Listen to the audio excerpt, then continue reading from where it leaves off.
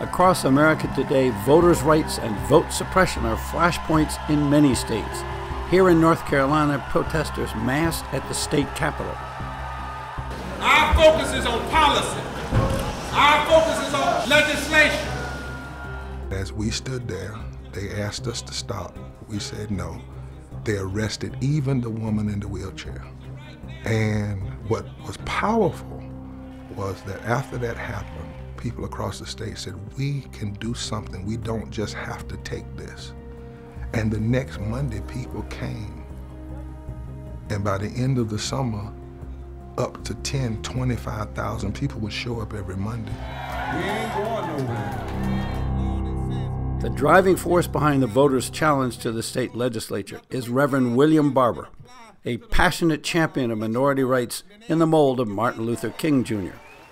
There are some principles so dear and so noble and so true that they ought to guide our public life, no matter what party holds office, no matter how much money has been spent, no matter what your faith or your creed is.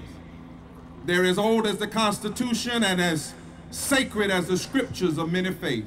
Like King, Barber is an activist black preacher. When will they stop hurting our public schools? When will they stop hurting our economics? And like King, Barber is a riveting speaker. As long as people are being hurt, we can't stop. Who uses civil disobedience to mobilize people power. If you're going to fix this system, you have to have a movement strategy that shifts the consciousness of the country. Moral Monday is Barber's movement, a coalition of 93 civic advocacy groups that has rebelled against North Carolina's racial gerrymandering and restrictive voter photo ID bill. When you go to vote, you show state-issued ID, which is for all. What pushed us into Moral Monday was when they wrote that bill and pushed it through during Holy Week, it said to us, they're not only willing to crucify the poor, they're literally willing to crucify voting rights in a way we haven't seen since Jim Crow. So when the legislature meets, Barber and Moral Monday are there too, occupying the Capitol, protesting policy, daring arrest to make their point. What we knew was the legislature met every Monday. They had a rule that said you could not bring any petition and placards inside the rotunda, which we believe was the people's space.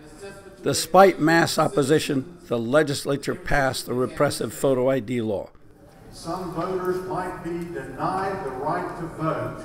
Stand up, fight back! But a federal appeals court strikes down the photo ID law as racially biased and unconstitutional.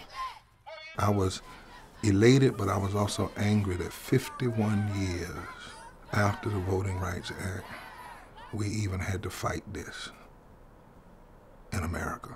The victory that we won legally in North Carolina is a federal court victory. That means it is going to impact jurisprudence throughout the nation. You're a big believer in fixing this country from the bottom up. What I believe is that you surely can't fix the federal without fixing the state. I don't know of any time where movements began in D.C. Movements began in Montgomery, Birmingham, Greensboro. It's like the roots of a tree. So what I believe is what Dr. King said, and he had to march on Washington. At the end of that, he didn't say come back to D.C., he said go back to Alabama. So you're saying if you're going to fix the system, you have to start at the state? You have to build fusion coalitions across this country that can transform state politics, transform state legislatures, therefore transform voting laws, transform the nation.